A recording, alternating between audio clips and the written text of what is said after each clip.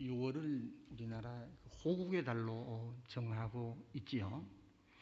6.25 전쟁이 발발했던 그 달인데 이스라엘은 역사를 잊지 않고 자자손손 기억해서 나라를 지키고자 하는 그런 염원이 여기에 담겨 있는 줄로 압니다. 먼저 본문을 간략하게 설명을 드리겠습니다. 이스라엘 나라와 유다 나라가 남북으로 나누었다가 다 나라가 망하죠. 마지막 유다가 멸망하는데 주님 오시기 전 587년도에 바벨로니아에 의해서 나라가 완전히 멸망을 하게 됩니다. 백성들은 성전은 모두가 다 불타지고 백성들은 바벨론으로 포로로 붙잡혀가서 70년 동안 노예로 살게 됩니다. 그 노예로 살아가는 삶의 한을 담은 그 서러움을 표현한 것이 오늘 시편 137편입니다. 나라 없는 민족, 나라 잃은 민족의 서러움이 어떠한가를 우리 잘 알려주고 있습니다. 여러분, 그 내용을 잠깐 살펴보면은 나라 잃은 유대인들은 조국을 그리워하며 한 맺힌 눈물을 흘리고 있습니다. 본문 1절입니다. 함께 같이 읽겠습니다. 우리가 바빌론의 여러 강변 거기에 앉아서 시온을 기억하며 울었도다 라고 했습니다. 이뿐만 아닙니다. 바벨론 노예로 가서 노예로 강제 노역을 당하고 있는데 쉬는 시간이 되면 그 휴식 시간에는 강제 노역을 시키는 이 감독자들이 이 유대인들에게 너희들이 예루살렘에서 불렀던 찬송을 한번 불러라는 것입니다. 심심하니까 장난삼아 하는 거예요. 이때의 유대인들은 하나님의 영광을 위해 불렀던 찬양을 침략자 파괴자인 너희들의 마음에 기쁨을 주고자 부를 수는 없다라고 말하며 기록한 성경이 본문 2절로 4절입니다. 함께 읽겠습니다. 그 중의 부드나무에 우리가 우리의 수금을 걸었나니 이는 우리를 사로잡은 자가 거기서 우리에게 노래를 청하며 우리를 황폐하게 한 자가 기쁨을 청하고 자기들을 위하여 시온의 노래 중 하나를 노래하라 함이로다. 우리가 이 땅에서 어찌 여호와의 노래를 부를까?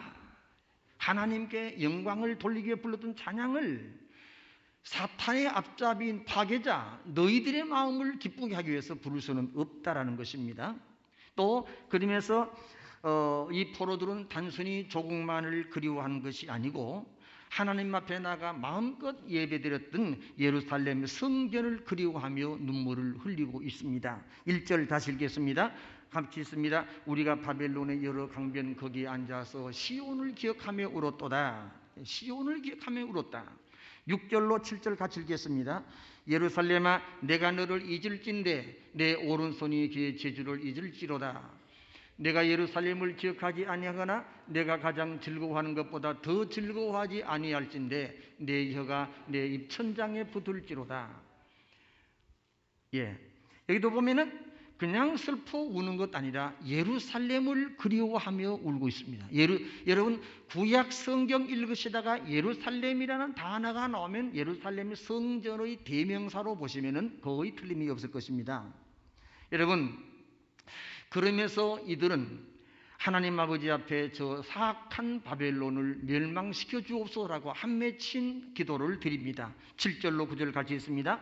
여호와여 예루살렘이 멸망하던 날을 기억하시고 에돔 자손을 치소서. 그들의 말이 헐어버리라 헐어버리라 그 기초까지 헐어버리라 하였나이다. 멸망할 딸 바벨론아 내가 우리에게 행한 대로 내게 갚는 자가 복이 있으리로다. 내 어린 것들을 바위에 메어 치는 자는 복이 있으리로다 라고 했는데 여러분 여기에 우리가 이러한 그 시편 137편을 이렇게 그 내용을 간략하게 살펴봤는데 이건 특별히 뭐 깊은 해석을 하기보다도 이 내용 전체가 다 한 이야기니까 나라 빼앗긴 민족의 서러움을 그 기록으로 남겨놓은 것이니까 그냥 그대로 읽어 이해하시면 됩니다. 여러분 이 말씀을 볼 때에 내 조국 대한민국이 있다는 것이 얼마나 감사한지 몰라요. 배고픈 서러움도 서럽겠지요. 여러분 그렇지만 나라 없는 민족의 서러움보다 더한 서러움은 이 땅에 존재하지 않습니다. 안타깝게도 우리나라는 70년 전에 6월 25일에 발발된 남북 전쟁이 있었습니다. 온 국토가 완전히 폐허가 됐습니다. 남은 것이 없습니다. 그 후에 70년의 세월이 흘렀습니다. 그러나 아직까지 이 남북 전쟁의 상처는 아물지 않고 있습니다. 남북 간의 대립이 그렇고 이산가족의 한 맺힌 삶이 그렇습니다. 여러분, 그러므로 우리는 6.25 전쟁을 잊을 수도 없고 결코 잊어서는 안 됩니다. 이 아픈, 가슴 아픈 역사지만 이걸 잊으면 안 돼요. 왜? 역사를 잊은 민족에게는 또다시 그 역사가 반복된다는 원리가 있습니다. 그러므로 이 전쟁의 역사를 잊으면 안 됩니다. 70년 기나긴 세월 동안에 6.25의 잿더미 위에서 세계 속에 우뚝 선 대한민국이 됐습니다. 이건 물론 우리가 열심히 일한 것도 있지만 인간의 힘만 가지고 되는 건 아니에요. 하나님의 은혜였음을 믿으시기를 바랍니다. 여러분, 지금 우리에게 요즘 희소식이 있습니다. 코로나가 이렇게 어렵게 하지만 다 어려운 것만 아니고 이 중에도 우리가 기뻐할 수밖에 없는 그런 뉴스들이 종종 나오는데 그중 하나는 미국 트럼프 대통령이 G7 국가의 의장이다죠. 이 트럼프 대통령이 그 우리나라 문 대통령에 직접 전화를 걸어서 G7 정상회담이 곧 있는데 여기에 우리나라도 옵소로 참석하면 좋겠다라는 연락을 받고 문 대통령은 기꺼이 참석하겠다고 답을 했다는 것입니다. G7이라는 나라는 세계 7개 선진국이죠. 미국, 일본, 영국, 프랑스, 독일, 이탈리아, 카나다 7나라인데 여러분 여기에 4나라 대한민국, 인도, 호주 나도 지금 그렇게 말하려는 참이었어요. 러시아 이 4나라가 11나라가 되죠. G11으로 가는 것이 좋겠다. 세계 질서를 위해서. 우리 젊은 청년들 공부하느라고 좀 이런 못 들어봤죠. 우리나라가 이렇습니다.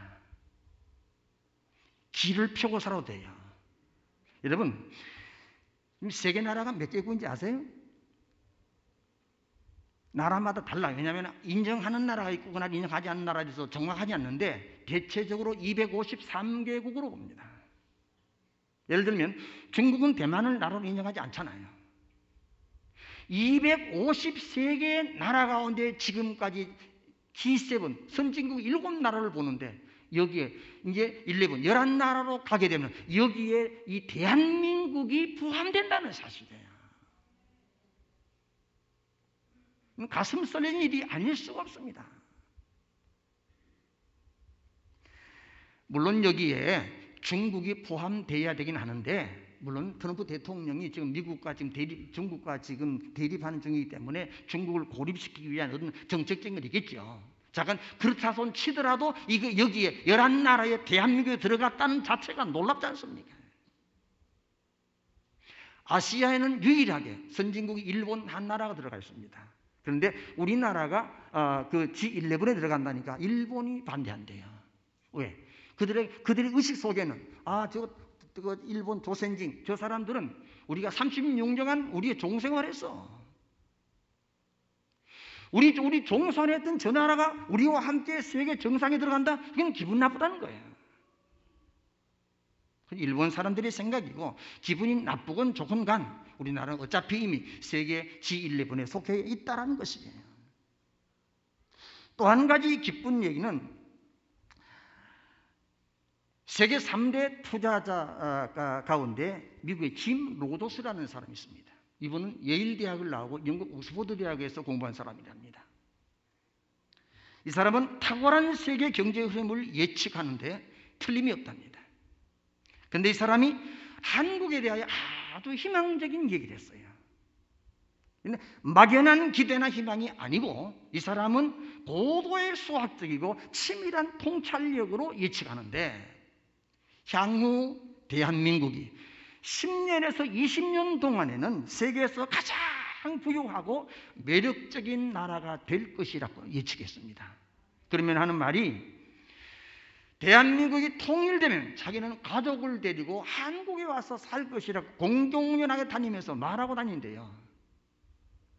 그 다음 또 한 가지는 미국의 대표적 투자 회사인 골드만삭스, 이 회사에서 공식 보고서로 발표한 내용이 있습니다. 2050년이 되면 한국은 이미 통일이 되어 있을 것이고 그때는 우리나라의 국민소득이 8만 불을 넘을 것이다.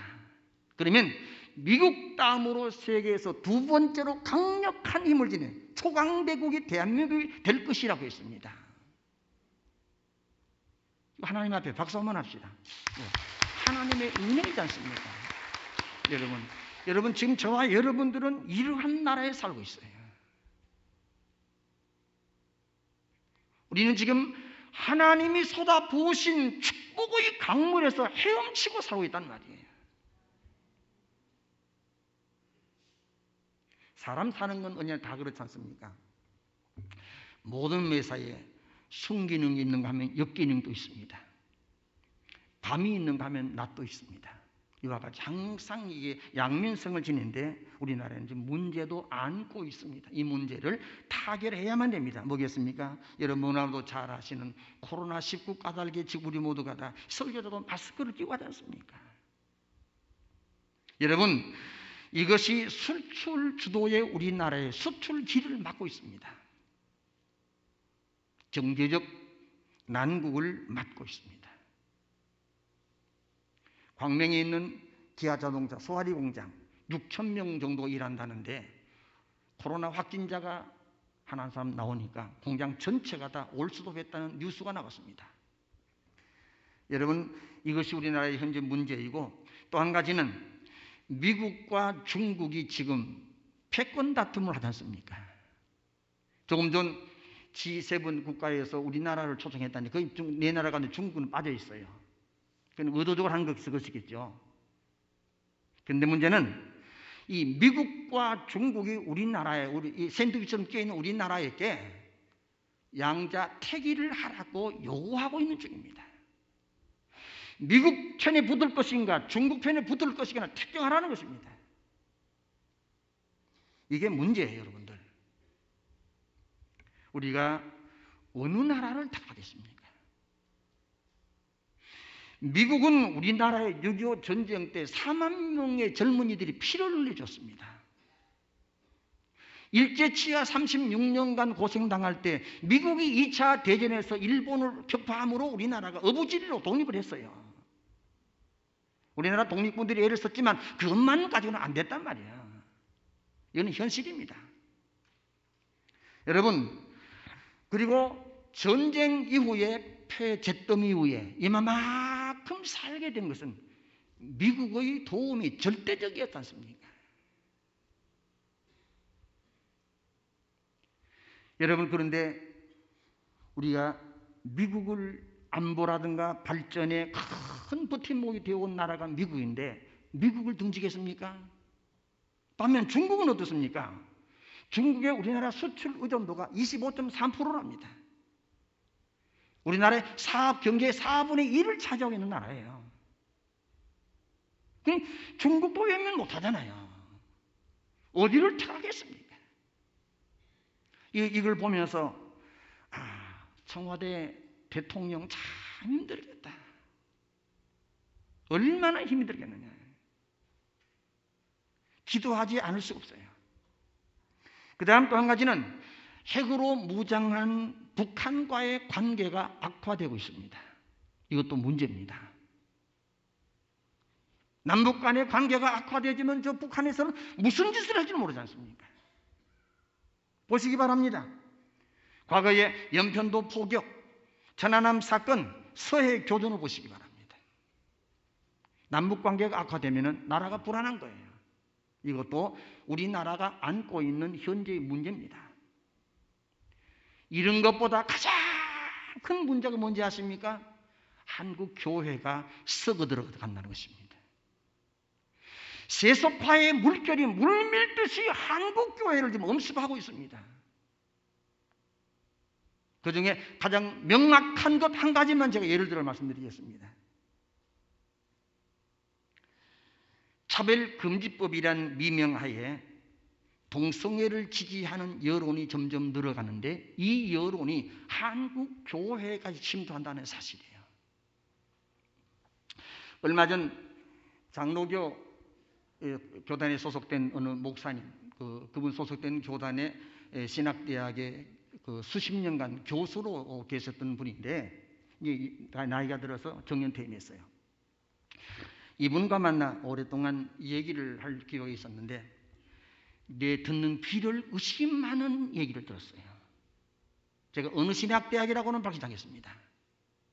어떤 신학대학에서는 목회자를 양성하는 신학대학 교수들 사이에 동성애를 반대하면은 다른 교수들이 그 사람을 이상하게 본대요. 저 사람 정신 이상 아니냐 이렇게 본답니다. 또 이건 이미 또 신문에 보도된 바라 내가 어느 학교인지 말씀드리면 알 겁니다. 굴지의 신학대학교 교수 한 분이 동성애를 반대하는 글을 썼어요. 학생들이 들고 일어났습니다. 그러니까 이 사회에서 그 교수를 잘라버렸습니다. 이미 신문에 다 났습니다. 이것이 한국교회의 현주소입니다, 여러분들. 이것은 만국적 사고예요. 소돔과 고모라 성이 유황불의 심판으로 멸망을 당했는데 하나님께서 천사를 보내셔서 소돔과 고모라 성의 죄악을 확인했는데 마지막으로 도저히 이 땅은 남겨둘 필요가 없겠다라고 확인한 죄악이 뭔지 아십니까? 그게 동성애였습니다. 어떤 신학자들은 경하게 말을 돌리는데 그 좋은 머리를 가지고 그런 식으로 머리 쓰면 안 되죠. 성경 있는 대로 보면 됩니다. 하나님이 거짓말 하시겠습니까? 창세기 19장 1절로 13절 한번 보시기 바랍니다. 소돔과 고모라 성에 이 동성애가 만연했다는 걸 알고 있어요. 또 한 가지 우리 사회가 병들어가고 있다는 것 중에 하나는 세계 OECD 국가 가운데 10년 동안 계속 자살률 1위입니다. 2020년 자살 예방 백서에 의하면 2018년도에 자살한 사람이 13,670명으로 집계가 되는데 이걸 하루 평균치를 나누면 37.45명입니다. 엄청난 사람이 자살한다는 것입니다. 이 나라의 어두운 면입니다. 살기 너무 힘들다는 거예요. 어렵다는 것입니다. 세상 살기 귀찮다는 거예요.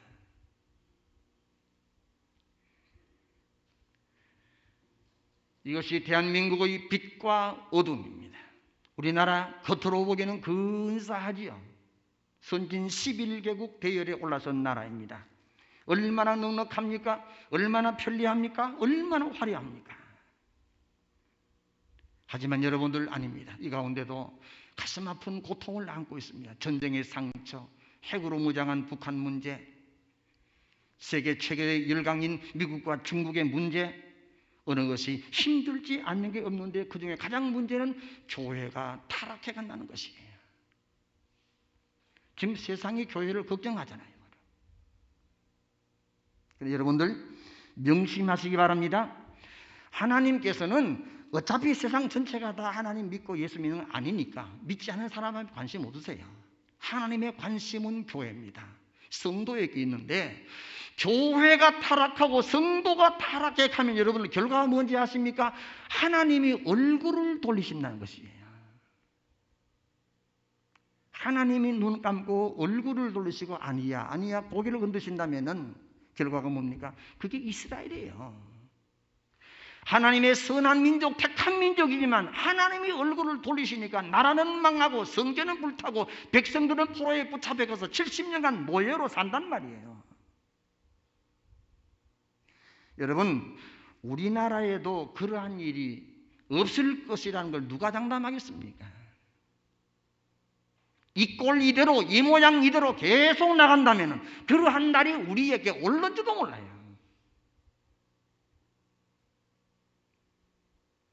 이러한 나라의 상황을 지켜보면서 이러한 교회의 모습을 지켜보면서 하나님의 자녀인 저와 여러분들은 무엇을 해야 되겠습니까? 어떻게 살아야 되겠습니까? 두 가지만 말씀드립니다. 첫째로는 하나님이 함께 하시도록 사는 것이에요. 성도 여러분들, 내 인간의 지혜로 자꾸 세상 문제 해결하고 집안 문제 해결하고 자식 문제 해결하라고 애쓰지 마세요. 그래서 되는 게 아닙니다. 문제는 하나님이 함께 하시면 다 돼요. 아멘 하시기 바랍니다.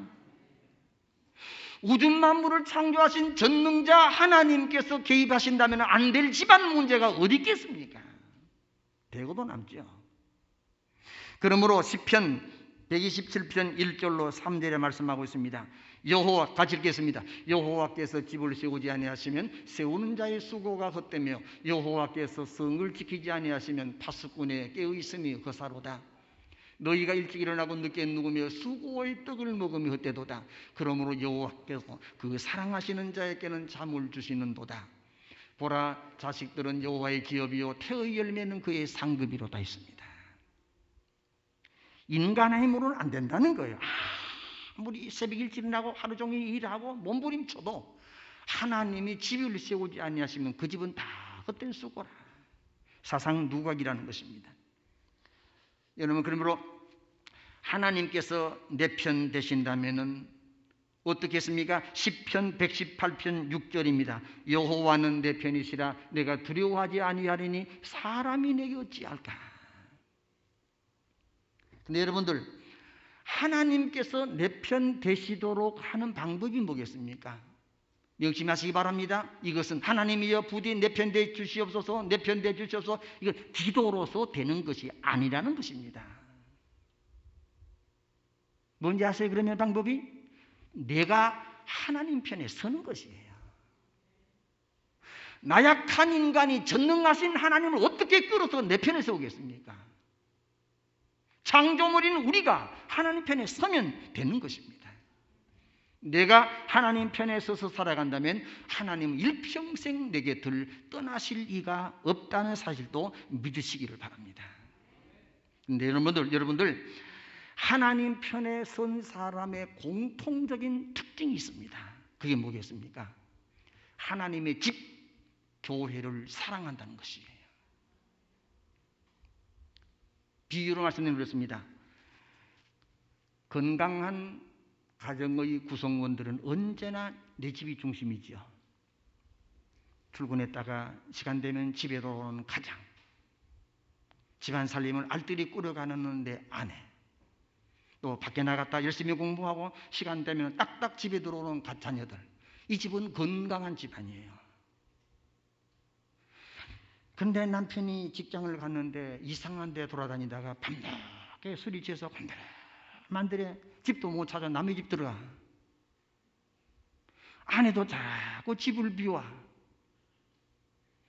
자식놈들의 몸에는 담배 냄새가 나. 어디 간지도 몰라. 이 집은 문제 있잖아요. 똑같습니다. 교회가 뭐냐? 내 영혼의 안식처 아닙니까? 언제나 시간 되면 딱딱 주의 집을 찾는 것이 이 사람이 복된 사람이에요. 오늘 시편 131편 이스라엘 나라가 멸망을 당하여 바벨론에 나가 포로로 살아가는데, 이 포로 생활하는 가운데 이스라엘 나라의 지도자들인 랍비들이 심각한 고민에 빠졌습니다. 이게 이상하다. 하나님의 자녀인 우리나라는 망하여 포로가 되고 하나님을 모르는 우상 숭배하는 이방 나라 바벨론은 왜 이렇게 우리나라를 힘이 강해서 나라를 정복했는가? 이 원인을 찾아서 연구했습니다. 그 원인 찾는 것이 역사를 살펴보는 것이었어요. 그래서 역사가 소중한 거예요. 이스라엘 나라의 사사기 이후로 쭉 역사를 더듬어 가서 살펴보니까 어느 시대에 가서는 나라의 국력이 굉장히 신장된 거예요. 어떤 데는 망하고 어떤 데는 흥하고 어떤 데는 망하고. 왜 흥했는가? 그때를 찾아보냐 그때는 모두가 다 똑같이 성전을 중심해서 하나님을 섬기는 때라는 것을 알았어요. 그 정점에 다윗이 있었습니다. 그래서 역사적인 이야기를 쭉 쓰고 있습니다. 그래서 그들이 성경이 뭔지 아십니까? 역대상, 역대하예요. 역대상, 역대하는 지금 이 이야기를 후대들에게 얘기하고 있는 것입니다. 직접적인 그런 표현은 안 했지만 역사를 쭉 이스라엘 나라 역사를 쭉 얘기하면서 열왕기상하는 이스라엘 나라와 유다 나라를 두 나라를 번갈아가며 역사를 말하지만 역대기는 그 하나님을 섬기는 그 이스라엘 유대민족의 이야기만 계속 쓰고 있지 않습니까? 여러분, 그렇습니다. 성전 중심에서 멀어지면 나라가 망하고 성전 중심에 살아갈 때는 나라가 흥했다는 사실을 여러분들 인정하시기를 바랍니다. 왜 그런가? 여러분 한번 생각해 보면 알 수 있어요. 성전의 기능을 보면 알 수 있습니다. 성전에서 뭐 합니까? 오늘처럼 오직 하나님께 예배하잖아요. 여러분, 이 예배가 얼마나 소중한지 아십니까? 하나님이 우리를 지금 창조하시고 때로는 병들면 고쳐놓으시고 문제 생기면 해결해 주시는데 여러분 원인이 뭔지 아세요? 이제 너 병 나았으니까 내가 너 근심 보따리 해결해 주었으니까 이제 교회 와서 예배 드려. 아멘 하시기 바랍니다. 이 얘기예요. 하나님은 우리를 창조하신 목적이 하나님께 예배자로 삼으시기 위한 겁니다. 독생자 예수가 왜 오셨습니까? 우리를 구원하고 하나님을 깨달아 하나님 앞에 예배하며 살도록 하시기 위함이에요. 그리고 이 교회에서는 하나님 앞에 기도하는 곳 아닙니까? 그리고 교회에서는 오늘처럼 하나님의 말씀이 선포되는 곳입니다. 지금은 코로나 때문에 일시 중단되어 있지만 교회에서는 성도들의 교제가 이루어지는 곳이에요. 예배, 기도, 말씀, 교제 이런 것들로 통하여서 우리의 믿음이 건강해지고 세상에 나가 빛과 소금으로 살게 되고 복음을 전하여 한 사람 두 사람 주 앞으로 인도해서 구원시키지 않습니까? 이게 교회의 기능입니다. 하나님의 소원을 이루어드리는 것이 바로 이것이에요. 그러므로 성전은 중요한 것입니다. 여러분, 신자와 불신자를 뭘로 구분합니까? 주일날 교회 가면 신자, 교회 안 가면 불신자지요. 기준이 교회예요. 믿음 깊은 사람과 깊지 못한 사람의 기준이 뭡니까? 틀림없이 주일날 교회 가면 그 사람 믿음 좋은 사람이에요. 오늘 같은 주일날 뭔가 이상하게 어딘가 잔치집 간다, 어디 간다, 뭐 간다 이유가 되죠. 그 사람 말 들어보면 이유는 되지만 그건 성경의 잣대에 비춰보면 맞는 건 아니에요. 주일날은 그냥 붙박이로 교회로 오는 것입니다. 주일날 바쁘면 안 돼요. 왜 주일 바쁩니까? 주일은 죄진 날 아니지 않습니까? 언젠가 송기련 목사님, 우리나라 가정사역자의 1인자이시죠. 이분이 쓴 책을 읽는데 이런 글이 있었습니다. 언젠가 여수에 어느 교회에 초청을 받아 주일날 거기 내려갔는데 교회에서 그 귀한 강사 목사님이 서울서 내려오셨다고 또 여수에 가면 맛집이 많지 않습니까? 맛있는 음식집을 목사님을 모시고 또 교회 담임 목사님하고 찾아갔는데 대접하시는 장로님하고 갔는데 식당 문 앞에 들었으니까 식당에 이렇게 뭡니까 하나의 그 글씨를 써 붙여놨는데 오늘은 주일이라 교회에서 하나님과 함께합니다. 그리고 문을 닫았어요. 여러분 무슨 느낌이 없습니까? 교회 권사님은 교회에 가서 하나님과 함께 보내기 위해서 식당 문을 닫고 교회에 가고 없는데 목사라는 작자들은 맛집 찾아서 거기 먹으러 갔단 말이에요. 송기련 목사가 했습니다. 햄머로 머리를 얻어맞은 것 같았다. 목사님이 저희 밥을 사줘서 다른 데 가서 밥은 먹었는데 그날 밥은 내가 먹은 밥 중에 가장 맛이 없었다. 음식이 맛이 없어서가 아니라 양심에 끓이겠다는 얘기예요. 보시기 바랍니다. 가르치는 권사님은 믿은 대로 살고자 주일 문 잠그고 교회 가서 하나님과 함께 하는데 목사님 가서 맛집 찾아갔단 말이에요. 목사라 그러니까 꼭 목사들만 해당되는 건 아니죠. 알아서 들으시기 바랍니다. 여기다 장로님 붙이면 장로님 되고 권사 붙이면 권사 되고 집사님 붙이면 집사님 되고 혹시 성가되는 성가대도 해당되는 거이다. 성도 여러분들, 본문 7절 한번 다시 보겠습니다. 여호와여 예루살렘이 멸망하던 날을 기억하시고 에돔 자손을 지소서. 그들의 말이 헐어버리라 헐어버리라 그 기초까지 헐어버리라 하였나이다. 여러분 여기에 헐어버리라 헐어버리라를 계속 말합니다. 이게 뭡니까? 성전을 헐어버리라는 말이에요. 사탄의 특징은 교회를 가장 싫어합니다. 하나님은 교회를 가장 소중히 여기시니까 마귀는 이걸 가장 싫어해요. 오늘 본문도 그렇죠? 일제시대 때 보시기 바랍니다. 한국교회 다 문 닫게 했지 않습니까? 6.25 전쟁 때를 보시기 바랍니다. 교회를 다 부숴버렸습니다. 목사, 장로, 성도 다 잡아 죽였지 않습니까? 공산당은 다 그렇습니다. 뭐 북한에 칠곡교회가 있고 뭐 일단 그건 다 여러분 그건 위장교회예요. 북한에는 교회가 없어요. 있다면 그건 지하교회입니다. 붙들리면 전부 다 처형당하거나 강제 노역장으로 끌려간다지 않습니까? 중국 공산당도 보시기 바랍니다. 여러분들 공산당 산하에서는 3자 교회가 아닌 교회는 저 사진처럼 폭파시키고 불태웁니다. 지금도 선교사가 추방을 당하고 있어요. 현재 우리나라에 지금 코로나가 무서운 것은 하나님의 자녀들이 성전 출입을 하기 어렵다는 것이 가장 큰 문제예요. 이게 빨리 해결될 텐데 기업도 문제고 다 문제겠지만 이보다 가장 큰 문제, 우선적인 문제는 교회가 교회의 기능이 회복돼야 되겠는데 이게 안 된단 말이에요. 여러분들 그러므로 하나님 앞에 코로나의 빠른 종식을 위해서 합심해서 간구하시기를 부탁을 드립니다.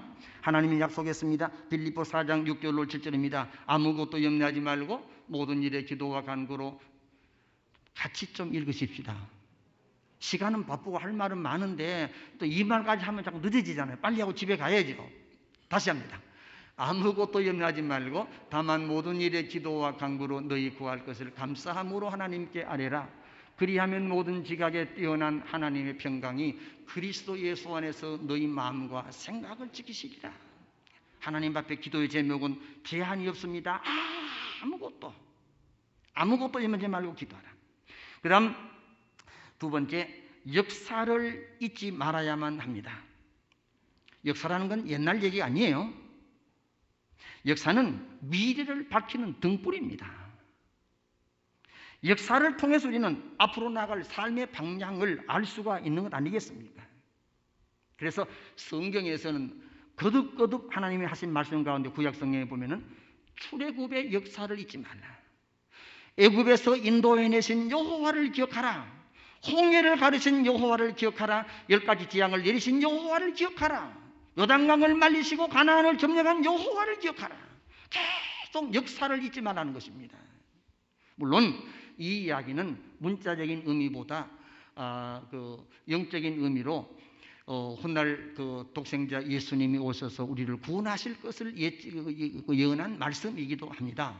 왜냐하면 이스라엘 민족이 애굽에서 400년간 노예로 살고 있었는데 자력으로는 해방될 길이 없잖아요. 하나님의 강압적으로 하신 거예요. 마찬가지로 우리가 죄인들인데 영이 죽어 있는데 예수를 믿어 구원받을 수가 없잖아요.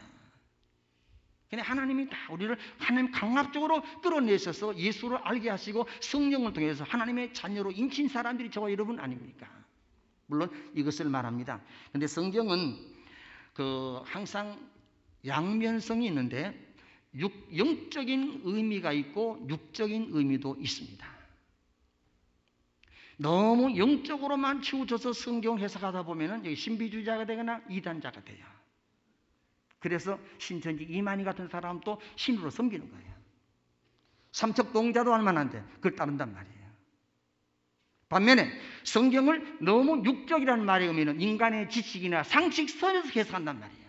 이러면 이 사람들은 하나님의 능력을 믿지 못합니다. 주로 자유주의 신학자들이 일을 하죠. 예를 들면은 홍해가 갈라졌다. 그건 거짓말이다. 신화다. 요단강이 갈라졌다. 거짓말이다. 물이 작은 곳으로 뛰어가면 짰느냐? 성경에 그런 말은 없어요.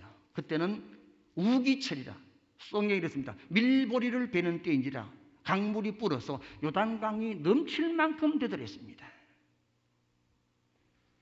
여러분, 그래서 오늘은 6월달 호국의 달이기 때문에 육적인 의미로 말씀을 제가 드리고자 합니다. 여러분들, 유대인들은 출애굽 역사도 있지 않지만 이 역사를 6월절, 초막절이죠. 이 초막절 역사를 3000년이 지난 오늘도 그대로 지킨답니다. 이 초막절이 되면은 가족들이 옥상에 올라가 집을 짓거나 마당에 초막을 치거나 들판에 나가서 초막을 치며 그 일주일간 머물면서 조상들이 먹었던 쓴나물 그걸 먹으면서 그때를 회상한답니다. 기억한답니다. 이 지독한 것은 해외여행하다가 호텔에 묵게 되면 호텔 베란다에 초막을 짓고 산답니다. 그래서 유대인들이 어느 호텔에 6월절 맞춰서 묵게 되면 이스라엘에서 직접 공수해 온 그 초막을 가지고 풀과 나무를 가지고 집을 지어준다는 호텔에서 배를 타는 유대인들이 있으면 여행하다가 갑판에다 초막을 치고 거기 머문답니다. 이것이 유대인들의 역사의식입니다. 그만 아닙니다. 이스라엘 나라 사람들은 2차 세계대전 당시에 독일의 히틀러에게 600만 명이 학살당했지 않습니까? 이 역사를 잊지 않기 위해서 종려나무를 예루살렘에서 텔아비브까지 성경에 나오는 요바입니다. 그 요바까지 좌우에 600만 그루의 종려나무를 심었습니다. 지난 일마다 그것을 기억하라는 것이에요. 예루살렘에는 600만 동포의 희생자 추모관인 야드바셈이 있습니다. 저곳을 만들어 놓고 저기에 유치원 어린이로부터 대학생까지 해마다 한 번씩 반드시 저곳을 찾으러 한다는 것입니다. 조상들의 역사를, 가슴 아픈 역사를 기억해서 너희들은 이렇게 천대받지 말라는 거예요. 그 다음 로마가 이스라엘이 마지막 망할 때 로마에 대한 최후의 항전지가 사해가 내려다 보이는 요새 마사다입니다. 지금은 저기에 엘리베이터가 있습니다. 조그마한 엘리베이터가 있었는데 제가 성지순례 가서는 굉장히 큰 엘리베이터가 설치되어 있었습니다. 그러면 가이드가 설명하기를 원래는 작은 것이었는데 여의도 순복음교회에서 3000명 성지순례자가 저곳에 왔대요. 감당이 안 되니까 온다는 걸 듣고 저기다 엘리베이터에서 큰 걸 다 새로 바꿨다 그랬어요. 제가 저기 2번 가봤는데 처음 갈 때는 엘리베이터가 없었습니다. 산길을 걸어 올라가는데 굉장히 위험합니다. 네, 여러분들, 저걸 만들어 놓고 중학생부터 대학생까지 1년에 한 번씩은 반드시 저것을 순례하도록 한답니다. 그러면서 이들은 외칩니다. 용서는 하되 잊지는 말자. 우리도 유태인들의 역사관을 배워야만 합니다. 6.25 전쟁의 참상을 잊으면 안 됩니다. 그런데 우리 사회 일각에서는 지나친 민족주의에 사로잡힌 사람들이 있어서 또는 걱정스러울 때가 있습니다. 미국이 대한민국 통일에 걸림돌이 된다는 것이에요. 그래서 매일 대사관 앞에서 미국 물러가라 이렇게 데모하지 않습니까? 그 뉴스에 나오잖아요. 담을 뛰어넘기도 하고요. 여러분, 6.25 동란 때 유엔군 4만 명 이상이 우리나라에 와서 피를 흘렸습니다. 그 피의 거름더미 위에 우리나라가 세워져 있다 해도 과언은 아니에요. 메가더 장군이 이미 우리나라 임시정부가 부산에 가 있었습니다. 전쟁이 끝난 거 이미 망한 거예요. 나라는 다. 오죽하면 임시정부가 부산까지 가겠습니까? 메가더는 독실한 신앙인인데 이 메가더 장군이 우리나라에 와서 보니까 이 전쟁 이기는 방법은 유일한 게 인천에서 상륙작전에서 이 전쟁의 흐리를 끊어야 되겠다. 그런데 몇 년 전 그 인천 상륙작전을 하는 그 날들을 기념하면서 그 신문에 조선일보의 메인 화면에 아주 큰 대서특필 된 제목이 뭐냐면은 인천 상륙작전 3000분의 1 확률 뚫어. 간만조 차이가 10m 넘는 인천 앞바다에서 상륙작전해서 성공할 확률은 3000분의 1이라는 거예요. 그러니까 모두가 반대하는데 메가더 장군이 마지막에 이랬답니다. 나도 안다. 내가 왜 그걸 모르겠냐. 내 어깨에 달려있는 5개의 별은 뭘 말하느냐. 이 길 외에는 방법이 없는 걸 어떡하냐. 나는 3,000분의 1 확률이 아니라 5,000분의 1 확률이라도 그 5,000분의 1 확률을 하나님께서 적용시키려 나는 믿는다 그랬습니다. 그래서 감행한 것이 인천 상륙작전이에요. 그러니까 우리나라는 하나님의 기적 속에 살고 있다는 것을 믿으시기를 바랍니다. 이건 제 말이 아니에요. 일반 신문사가 인정하는 것입니다. 역사예요, 이건 모두가 다. 제가 며칠 전 참 마음 아픈 어느 기사를 읽었습니다. 최근 지필 지침을 따르지 않아도 되는 초등학교 한국사 참고서가 있나 봐요. 아마 한 참고서 지필 시안이 있는데 여기에 6.25 남침이 빠져 있답니다. 그리고 6.25 전쟁이 일단 북한에게 책임이 있지만 남한도 잘한 건 없다. 그러면서 양비론을 편답니다. 그다음 또 한 가지는 북한이 남한을 쳐들어온 것은 반민족자에게 고통받는 인민을 해방시키기 위한 불가피한 전쟁이었다. 이렇게 합리화시키고 또 우리 국군은 인민군의 적으로 묘사하고 유엔연합군과 한국 국군은 땅을 빼앗는 침략자로 기습을 했답니다. 그 다음 국군과 유엔군이 북한군 17만 명을 학살했답니다. 해괴망측한 논리입니다. 이게 지금 사회 문제가 되고 있습니다. 공산주의를 경험한 사람들은 지금 또 치를 떨고 있지 않습니까? 우리나라에 탈북민들이 35,000명 정도 된다는데 그들이 왜 사선을 넘어서 북한이 그렇게 좋다면, 공산국이 좋다면 왜 왔겠습니까? 북한은 전체 2,500만 명이 김씨 일가를 위해서 복종하는 종두라는 겁니까? 예수 믿다가 붙잡히면 모조리 죽이고 공개 처형하고 수용소로 끌려가고 여행이고 2차도 마음대로 하지 못하고 먹을 것 없어서 헐벗고 굶주리고요. 이것이 북한의 현실입니다. 이들은 신앙을 아편으로 여기지 않습니까? 그래서 만약에 미국이 없었더라면 적과 통일됐겠다는 것이죠. 여러분, 아무리 통일이 좋아도 적화 통일은 아니지 않습니까? 물론 그렇다고 해서 지금 시대가 많이 흘렀는데 멸공 통일을 말하는 것도 아니에요. 이런 사상이 아직까지 남아 있다는 것입니다. 여러분, 전쟁의 참상이 얼마나 처참한지 아십니까? 저는 월남 전쟁에 참전해 본 경험이 있습니다. 71년도 1월 달에 14개월간 전쟁했습니다.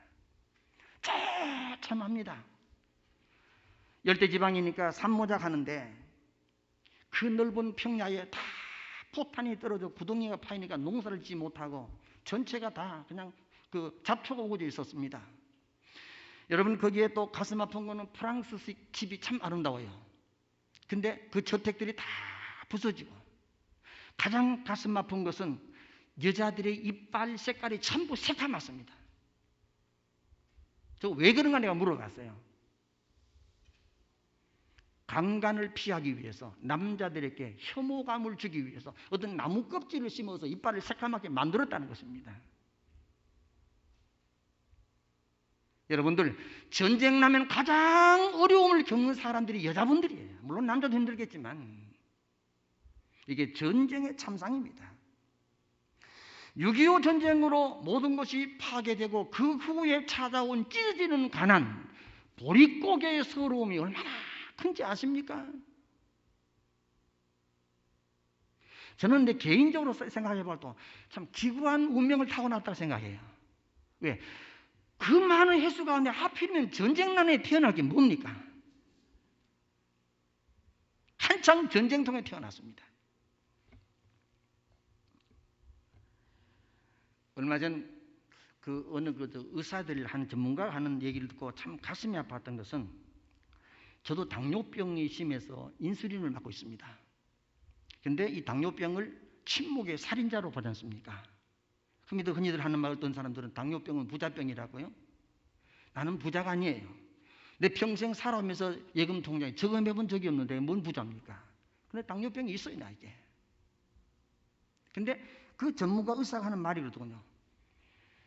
당뇨병이라는 것이 잘 먹어서 그런 경우도 있겠고, 가족력으로도 올 수가 있는데 그런 것만 아닌 그 경우도 있다는 겁니다. 그럼 하는 말이 6.25 전쟁할 때 전쟁통에 태어난 사람들은 이 사람들이 나중 나이 들어서 노령기에 접어들게 되면은 당뇨병 환자가 많이 일어날 것을 이미 예측을 했답니다. 왜냐하면 태어나서 4살까지 영양 공급이 잘 돼야 되는데 이게 잘 안 되는 사람에게는 나중 후유증으로 나타나는 것이 당뇨병이랍니다. 내가 그 사람 같아 보여요. 여러분, 오늘날 얼마나 풍요롭습니까? 저는 중학교 졸업하고 처음으로 짜장면을 먹어봤습니다. 물론 그때 뭐 지금과 비교할 건 아닌데 지금 이렇게 풍요롭다는 얘기를 하는 거예요. 작년인가 재작년인가 우리 가을에 우리 교회 결혼식이 같은 토요일 날 2건 있었습니다. 한 건은 제가 가고 한 건은 담임 목사가 이제 갔는데 우리 손자가 전날 밤 그러더랍니다. 엄마, 어느 집 내일 결혼식이 2집인데 어느 집 가는 게 어디 뷔페가 더 맛있어? 이게 꿈 같은 세상이에요. 제 여동생 저는 신지영 집사 우리 교회를 나왔죠. 그 어머니가 제 밑에 여동생인데 68입니다. 췌장암이 걸려서 아산병원에 수술받고 입원하고 있는데 우리 형제들이 미국, 필리핀, 제주도 또 도처에 흩어진 우리 그 8남매가 카톡을 좀 연결해서 카톡이 음성으로 되지 않습니까? 전체 카톡으로 한 집에 하나 이렇게 둘 되니까 16명이 60일간 아침 9시에 되면 늘 기도회를 했습니다. 60일 하고 마쳤는데 그 얘기하고 난 다음에 이런저런 얘기하다가 내가 그랬습니다. 나는 참 옛날 어려운 때 태어나서 짜장면을 중학교 졸업하고 처음 먹었다 그랬더니 미국에 살고 있는 막내 동생이 원래 54시예요. 그 동생이 하는 말이 형님 저도 참 가슴 아픈 이야기가 있습니다. 저는 중학교 2학년 때 그 산골 시골에서 포항에 무슨 경시대에 공부를 잘했어요. 갔는데 선생님이 잘했다고 짜장면을 점심에 사줬는데 얼마나 맛있는지 생생 이렇게 많은 걸 처음 먹었대요. 근데 버스를 처음 타고 오다 보니까 집에 돌아오는데 차가 흔들리니까 멀미가 나서 다 토했대요. 그럼 하는 말이 난 지금도 그게 너무 아깝고 속상하다는 거예요. 가슴 아픈 얘기예요. 이 보릿고개의 서러움 다 전쟁의 산물입니다. 제가 이 설교를 준비하면서 하나 내가 후회스러웠던 건 뭐냐면은 우리 나라적으로 할 수 없다면 우리 교회에서만이라도 뭐 좀 보릿고개 절기를 좀 이렇게 궁중기에 춘궁기에 좀 한번 했으면은 자라나는 젊은 사람들이 청소년들이 6.25 때 어려움을 기억하고 옛날 어려움을 기억한다면은 얼마나 지금에 대한 감사가 깊어질까 하는 그런 아쉬운 마음이 남았어요. 이런 풍요로움 속에 태어난 제가 뭐가 감사한지 모르잖아요. 요즘 방송국마다 그 미스터 트롯이 대세인 것 같아요. 미스터 트롯이 지나가고 나니까 이제 미스터 트롯이 또 대세던데 어느 날 텔레비를 틀어서 이렇게 보는데 정동원이라는 초등학생 6학년짜리가 보릿고개라는 노래를 부르는데 그게 보니까 내 이야기고 우리 어머니 얘기예요. 그거 듣고 내가 정동원이 팬이 됐어요. 기회가 되면 내가 하동에 가서 한번 정동원을 좀 만나고 싶으면 바빠서 요즘 굉장히 바쁘다는데 좀 불쌍한 아이죠. 좀 다시 띄워놓으세요. 저거 내가 좋아하는 사람입니다. 예. 탑 10분 가운데 제가 제일 좋아하는 사람입니다. 그 3살 때 부모님 이혼하고 아버지는 부산으로 일단 직장 나가고 할아버지 밑에 자랐답니다. 아이가 우울하게 말도 잘 안 하고 이러는데 할아버지가 그 트로트를 좋아했나 봐요. 그걸 부르면 얘가 따라서 부르면서 얼굴이 밝아지더랍니다. 그래서 손자 얼굴 밝게 하기 위해서 트로트를 가리키고 악기를 사주고 했대요. 근데 알고 보니까 너무나도 귀한 그 인재가 발굴된 거예요. 국민 손자라지 않습니까? 제가 얼마나 탁월한지 이 트로트 노래를 딱 한 번만 딱 들으면 가사와 곡을 완전히 완벽하게 암기한답니다. 한 곡은 아니라 10곡을 들어도 똑같대요. 특이한 재능을 지니고 있답니다. 저 어린이가 부르는 그 보릿고개 노래 가사가 이렇습니다. 아이야 뛰지 마라 배 꺼질라. 제가 어릴 때 많이 들었던 얘기거든요. 할머니께서. 이놈아 뛰지 마라 배 꺼진다. 뛰지 마라 배 꺼진다. 아이야 뛰지 마라 배 꺼질라. 가슴 시린 보릿고개 길. 줄인 배 잡고 물 한 바가지 배 채우시던 그 세월을 어찌 사서서. 이거 어머님 얘기예요. 촉은 목피 그 시절 바람결에 지워져 갈 때 어머니 서름 잊고 살았던 한많은 보릿고개여 풀필이 꺾어 불던 슬픈 곡조는 어머님의 한숨이었어. 아이야 울지 마라 배 꺼질라. 가슴 시린 보릿고개 길. 줄인 배 잡고 물 한 바가지 배 채우시던 그 세월을 어찌 사서서. 촉은 목표의 그 시절 바람결이 지워져 갈 때 어머님 서름 잊고 살았던 한많은 보릿고개여 풀필이 꺾어 불던 슬픈 곡조는 어머니의 한숨이었어. 풀필이 꺾어 불던 슬픈 곡조는 어머님의 통곡이었어. 지금 또 이 가사를 읽으니까 좀 목이 메이는데 좀 시간만 되면은 저 노래를 듣고 싶은데 혹시나 또 오해할 분이 생겨서 목사가 더군다나 원로 목사가 됐더니 좀 이상해졌나 예배 시간에 유행가를 왜 트느냐고 이런 분이 있을까봐 그냥 제가 가사를 대신합니다. 성도 여러분들, 이런 시대를 겪으며 오늘을 읽어왔습니다. 전쟁의 삶으로 너무나도 서글펐습니다. 너무나 힘이 없습니다. 전 어릴 때 참 배가 고팠어요. 군대가 좋았던 것은 군대 가서는 힘들다는 생각 한 번도 한 적 없습니다. 군대가 좋았던 것은 배가 안 고팠어요. 식당 가면 밥을 그냥 퍼놓고 마음껏 퍼먹는 게 저는 그게 참 좋았어요. 군대 생활 단 날까지 지루하다는 생각을 단 한 번도 해본 적이 없습니다.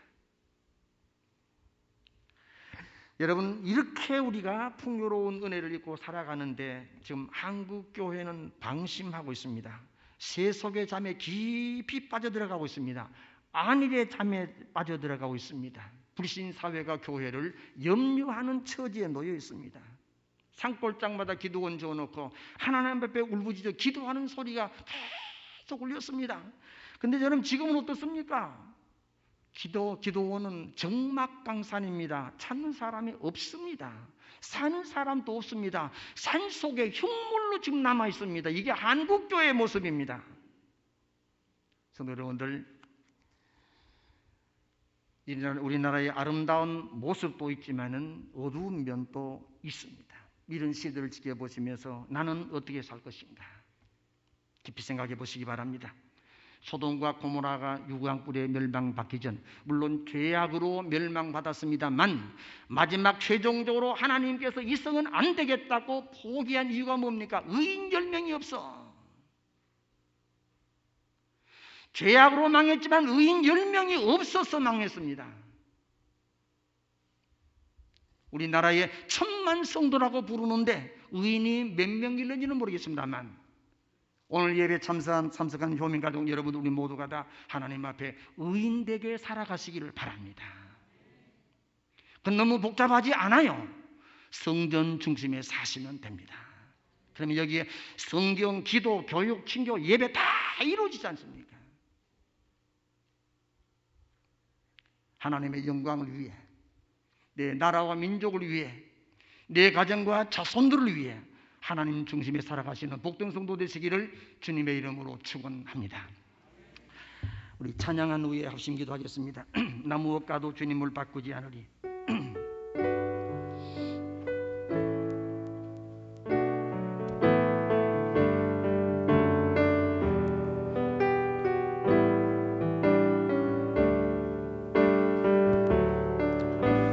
나 무엇과도 주님을 바꾸지 않으리. 다른 어떤 은혜 구하지 않으리. 오직 주님만이 내 삶의 도움이시니 주의 얼굴 보기 원합니다.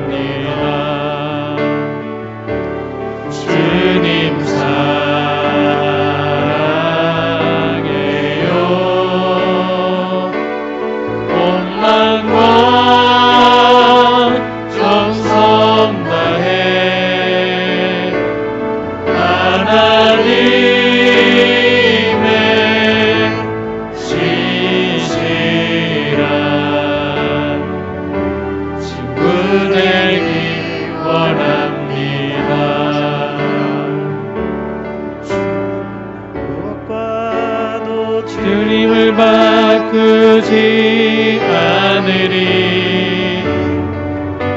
다른 어떤 은혜 구하지 않으리. 오직 주님만이 내 삶의 도움이시니 주의 얼굴 보기 원합니다. 주님 사랑해요. 온 마음과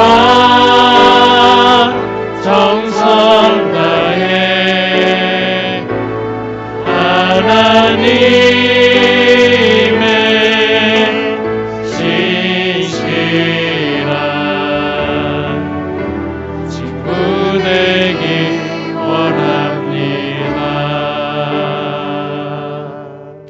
합심하여 기도하겠습니다. 먼저 6.25 전쟁 폐허의 뜸 위에서 잿뜸 위에서 세계 속에 대한민국으로 세우신 하나님 감사합니다. 기도하시고 한국교회가 세속화의 유혹을 이기고 하나님의 마음에 합한 교회로 살아가게 하옵소서. 또 두 번째, 코로나가 속히 종식되어 교회와 우리 사회가 안정을 찾게 하옵소서. 셋째, 대한민국의 평화와 어서 빨리 남북 통일을 주시옵소서라고 하나님 앞에 간절한 마음으로 합심하여 기도하시겠습니다. 자비하신 하나님 아버지, 하나님의 크신 은혜와 사랑을 무한히 감사합니다. 6.25 전쟁의 잿더미 위에서 세계에 우뚝 세워진 대한민국으로 만들어진 하나님의 사랑을 진심으로 감사합니다. 이 놀라운 은혜를 잊지 아니하고 주님 앞에 일평생 감사하며 주님의 사랑을 살아가는 우리 모두가 되도록 주시고 인도하여 주시기를 원합니다. 하나님의 한국교회가 세속화의 유혹을 이기고 하나님의 마음에 합한 교회로 우뚝 서게 주님 붙잡아 주시옵소서. 코로나가 속히 종식되어 교회와 우리나라 사회가 안정을 찾도록 이끌어 주시기를 원합니다. 하나님 대한민국의 평화를 하게 주시옵시고 아버지 하나님의 가난과 그리고 억압과 종교의 탄압 속에 고통당하고 있는 저 북한단 부산이 되시고 자유로의 오신 주님이 어서 빨리 남북 통일을 허락해 주시기를 원합니다. 남북이 하나 된 민족으로 하나님 앞에 영광드리는 복된 나라 복된 사회 되게 하시옵기를 간절히 바라옵고 예수님의 이름으로 기도하옵나이다. 아멘.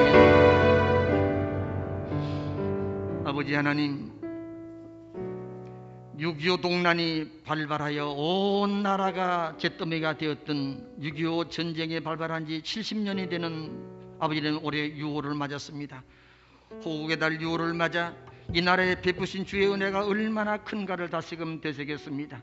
그 은혜 마음 깊이 감사하며 일평생 헌신하며 살아가는 우리 모두가 되게 하여 주시옵소서. 한국교회가 세속화 유혹을 이기고 하나님의 마음에 합한 교회로 성장해 가도록 인도하여 주시기를 원합니다. 코로나가 속히 종식되어 교회와 우리 사회가 안정을 찾게 하여 주시옵소서. 대한민국이 평화롭게 하시고 남북 통일을 어서 속히 허락하여 주시옵소서. 예수님의 이름으로 기도하옵나이다.